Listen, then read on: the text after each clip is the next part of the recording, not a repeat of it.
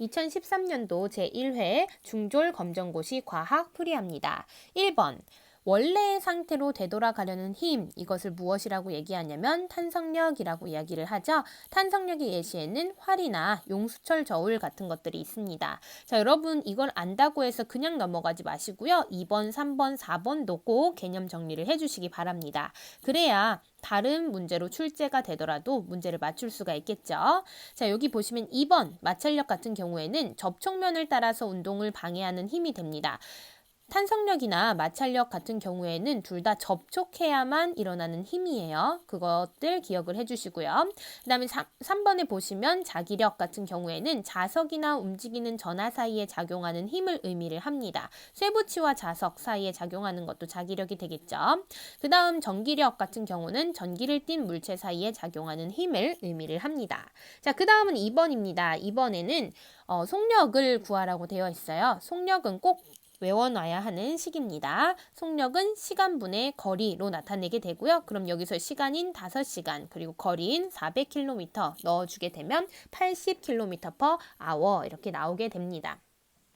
그 다음에 3번입니다. 3번은 건조한 상태에서 플라스틱 빗으로 머리를 빗을 때 빗이 이제 머리카락과 이제 달라붙는 원인이 되는 것이라고 되어 있는데요. 정전기 혹은 마찰전기라고도 이야기를 합니다. 자, 그러면 이것도 마찬가지로 1, 2, 3번을 꼭 외워놔야겠죠. 그렇죠? 자, 1번 관성 같은 경우에는 물체가 원래 운동 상태를 유지하려고 하는 성질을 의미를 합니다. 원래 운동하고 있었으면 계속 그 속력을 유지하려고 하고요. 원래 정지에 있었으면 정지 상태를 유지하려고 하는 것이 관성이에요. 그 다음은 부력인데요. 부력은 액체나 기체가 물체를 밀어올리는 힘을 의미를 합니다. 자, 그러면 중력에 의해서 밑으로 내려가려고 하기 때문에 그것을 밀어올리는 힘은 반대로 작용하겠죠. 중력과 반대 작용을 하게 됩니다. 자, 그 다음에 3번은 풍력인데요. 이건 여러분들이 충분히 아실 수 있을 것 같아서 넘어가도록 하겠습니다. 자, 4번입니다. 4번은 빛이 평면 거울에 입사했을 때 반사각의 크기를 물어보고 있는데요. 이것은 반사법칙이라고 하는 것을 알아두셔야 돼요. 반사법칙이라고 하는 것은 입사각과 반사각의 크기가 같은 것을 의미를 합니다. 자, 이때 입사각을 재어줄 때는요. 법선을 기준으로 재어주는 거예요. 이 선을, 가상의 선을 법선이라고 얘기를 하는데 이 법선과 입사광선 사이의 각을 입사각, 법선과 반사광선 사이의 각을 반사각이라고 합니다. 이 입사각과 반사각이 같은 크기를 갖는다라고 하는 게 반사법칙이고요. 여기가 60도이기 때문에 반사각도 60도가 되겠죠. 자, 다음은 5번입니다. 5번은 높은 곳에서 물체가 떨어져서 지면에 충돌하기까지의 과정에서 감소하는 에너지에 대해서 물어보고 있어요. 자, 그러면 이 역학적 에너지에 대한 설명이 들어가야 되는데요. 이 역학적 에너지라고 하는 것은 위치 에너지와 운동 에너지의 합을 의미를 합니다. 자, 위치 에너지 같은 경우에는 어떤 위치를 갖는 물체가 가지는 에너지를 위치 에너지라고 이야기를 하고요. 운동 에너지라고 하는 것은 속력을 갖는 물체가 가지는 에너지를 의미를 합니다. 자, 그때 그러면 이 전체적으로 역학적 에너지는요, 동일하게 보존이 돼요. 이게 바로 역학적 에너지 보존 법칙이라고 하는데 여기에 있든 언제나 역학적 에너지는 일정하게 보존이 됩니다. 이론상으로는요. 자, 그랬을 때, 자, 위치 에너지는 위로 갈수록 커져요. 그리고 운동 에너지는 밑으로 갈수록 커집니다. 왜냐면 밑으로 내려갈수록 속력이 점점 빨라지거든요. 그래서 여기서 보시면 높은 곳에서 물체가 떨어져서 이때 과정에서 감소하는 에너지를 물어봤어요. 자, 위에서부터 아래로 내려오면 뭐가 증가한다고요? 운동 에너지가 증가한다고요. 그럼 이 운동 에너지가 증가하니까 역학적 에너지는 일정한데 운동 에너지가 증가하면 위치 에너지는 어떻게 되겠어요? 감소하게 되겠죠. 그래서 이때 감소하는 에너지는 1번 위치 에너지가 되겠습니다. 그럼 반대로 위로 어떤 물체를 들어 올릴 때 그때 감소하는 에너지는 누가 될까요? 운동 에너지가 되겠죠. 왜냐하면 위치 에너지가 증가하기 때문에 역학적 에너지는 일정하지만 위치 에너지가 증가하면서 운동 에너지가 감소하게 되겠죠. 어쨌든 이 5번의 정답은 1번이 되겠습니다.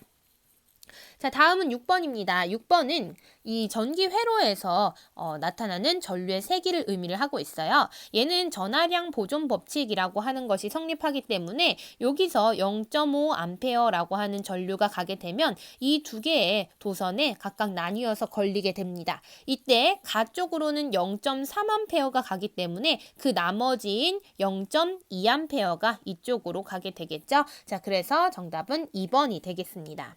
자, 그럼 7번입니다. 온도가 일정할 때 기체의 압력과 부피의 관계를 나타낸 그래프를 물어보고 있는데요. 자, 이때 압력과 부피 사이의 관계는요. 온도가 일정할 때 서로 반비례한다라고 할 수 있습니다. 자, 이 법칙을 우리는 보일 법칙이라고 하고요. 반비례하기 때문에 압력이 커질수록 부피는 작아지는 2번 그래프를 그리게 됩니다. 자, 여기서 주의해야 할 점은 보일 법칙과 함께 나오는 내용이 샤를 법칙이라고 하는 것이 있어요. 샤를 법칙 같은 경우에는 온도와 부피가 서로 비례한다는 겁니다. 온도가 증가할수록 부피도 커진다라고 하는 것이 샤를 법칙이고요. 이거의 그래프는 이런 식으로 나타나게 됩니다.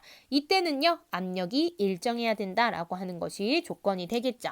자, 그 다음은 8번입니다. 물질의 상태 변화에서 열 에너지를 흡수하는 과정을 바르게 고른 것은 이라고 했는데요. 자, 일단은 이 상태 변화가 일어날 때 각각의 이름을 알고 계셔야 돼요. 고체가 액체되는 것을 융해, 액체가 기체되는 것을 기화, 기체가 액체되는 것을 액화, 액체가 고체되는 것을 응고라고 한다라는 것을 꼭 기억을 하시고 그 다음 얘기를 해보도록 하겠습니다. 자, 열 에너지를 흡수한다라고 했는데요. 여기서 고체에서 기체 방향으로 가면 갈수록 열 에너지를 흡수해야 합니다.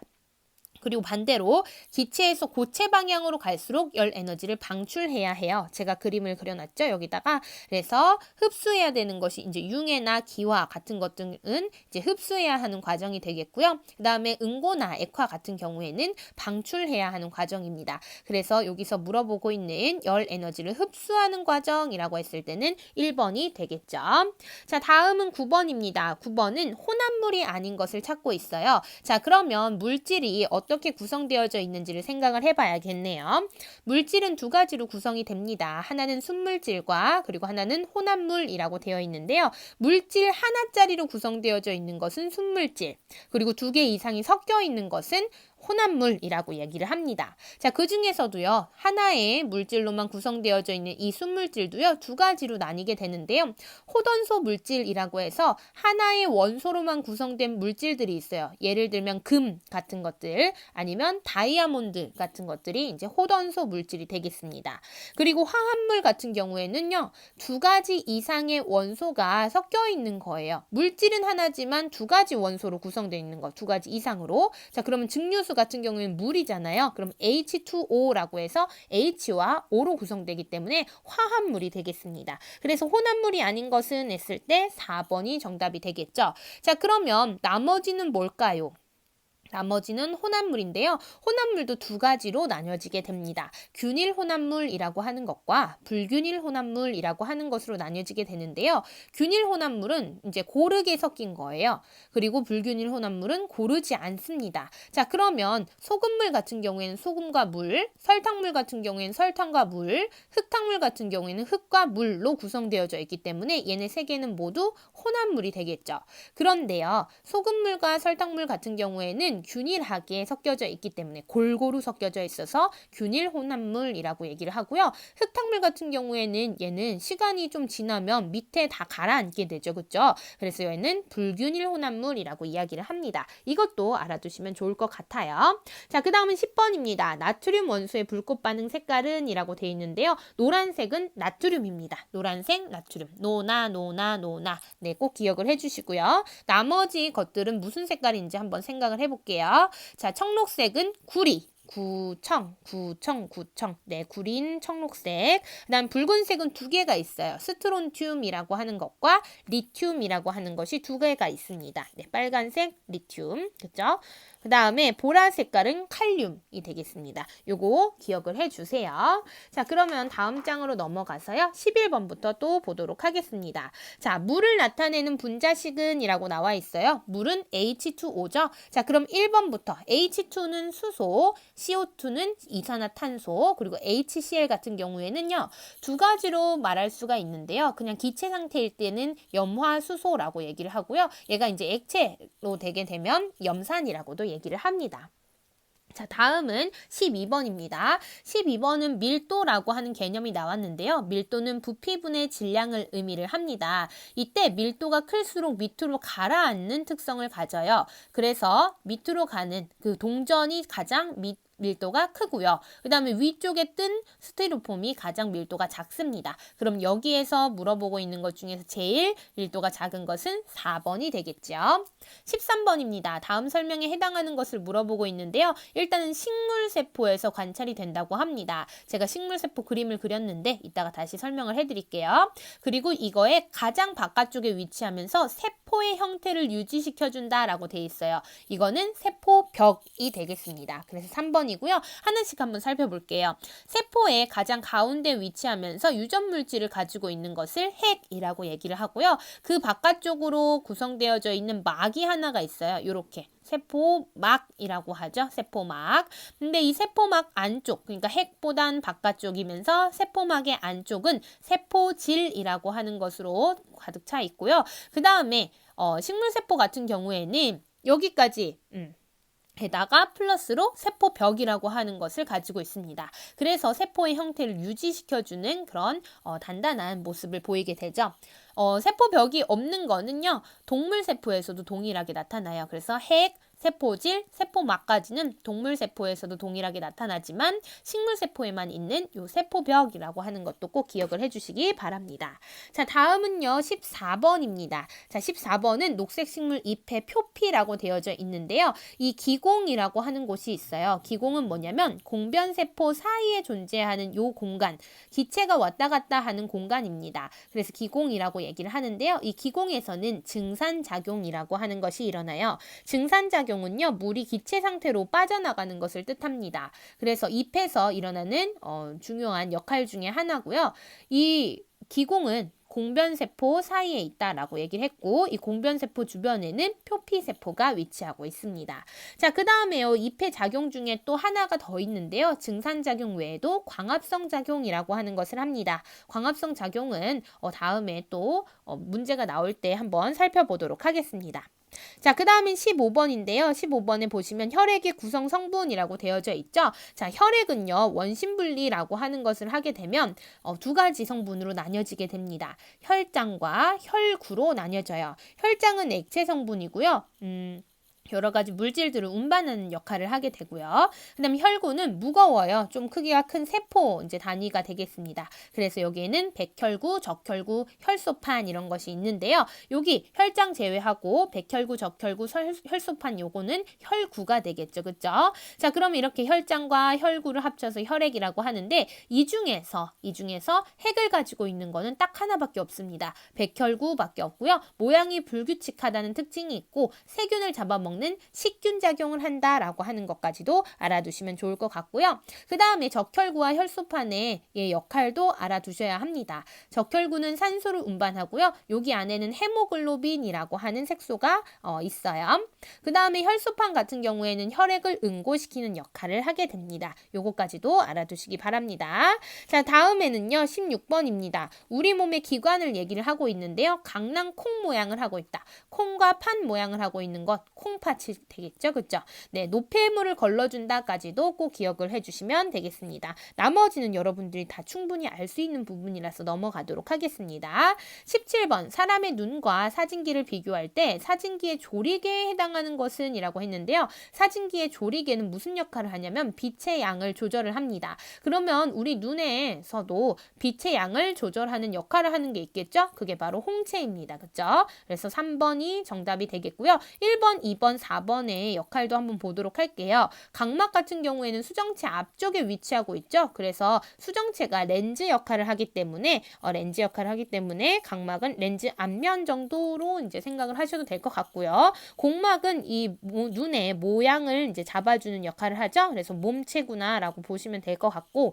그다음 망막 같은 경우에는 이 빛이 맺히는 곳입니다. 그렇죠? 수정체로 들어온 이 렌즈에 의해서 굴절된 빛이 맺히는 공간이기 때문에 얘는 필름이라고 보셔도 될 것 같습니다. 요거까지도 살펴보시면 좋겠고요. 그 다음은 18번입니다. 사람의 염색체에 대한 설명으로 옳은 것은 이라고 되어 있는데, 이런 문제들은 꼭 뭐가 틀렸는지, 그리고 어떻게 고치면 좋은지 이런 것까지도 다 공부를 하셔야 돼요. 자, 일단 1번부터 보도록 하겠습니다. 여자의 성염색체는 XY이다 라고 되어 있는데요. 이거는 남자의 성염색체 구성이에요. 그래서 여자는 XX 바꿔주시고요. 2번 남녀의 염색체 수는 같습니다. 몇 개로? 46개로요. 그다음 부모로부터 각각 22개씩 물려받았다라고 되어 있는데요. 23개씩 물려받았어요. 그래야 46개가 되잖아요. 엄마 23개, 아빠 23개, 그렇죠? 그래서 46개. 그다음 유전 정보를 가지는 DNA를 포함한다. 이건 맞는 설명이 되겠습니다. 염색체의 특징이에요. 자, 19번 사람의 정자와 난자가 수정된 수정란이 자궁 내벽에 자리를 잡는 현상이라고 되어 있는데요. 자리를 잡는다. 자궁 안쪽에 이걸 착상이라고 얘기를 하죠. 그럼 1번, 2번, 4번은 뭘까요? 자, 1번은 배란이라고 해서 난자를 배출하는 그런 것이 배란. 그리고 월경은 자궁 점막이 탈락하는 현상이 되겠죠. 보통 이제 임신이 이루어지지 않았을 때 일어나는 것이고요. 그리고 4번 출산 같은 경우는 아이를 낳는다라는 거겠죠. 그다음 20번 보겠습니다. 지구 내부 구조에서 가장 많은 부피를 차지하는 부분은 이라고 되어 있는데요. 일단 제가 한번 그림을 그려봤어요. 안쪽이 내핵, 그 다음 외핵, 그 다음 멘틀, 그 다음 지각입니다. 딱 봐도 누가 가장 많은 부피를 차지하고 있나요? 멘틀이 가장 많은 부피를 차지하고 있죠? 네, 기억을 해주시고 제일 적은 부피는 지각이 되겠습니다. 기억해주세요.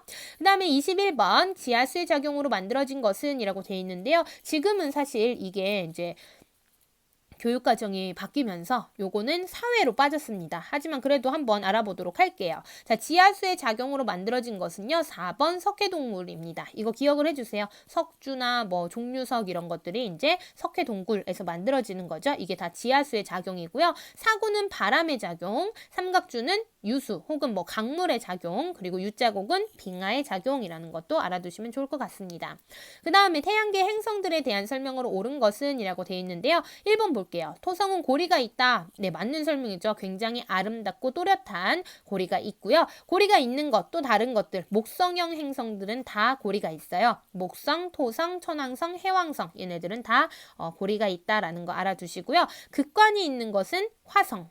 그래서 이제 계절별로 그 극관의 크기가 달라진다라고 얘기를 했고요. 그 다음에 수 크기가 가장 큰 것은 목성입니다. 그리고 위성수가 가장 많은 것은요. 금성이 아니에요. 얘가요. 원래는 이제 교과서에서는 목성이라고 나왔었는데요. 2019년도에 어떤 그 기사를 보니까 이제 토성으로 바뀌었다고 하더라고요. 그래서 목성 에서 토성으로 바뀌었다라고 보시면 되겠습니다. 어쨌든 4번은 틀린 설명이 되겠죠.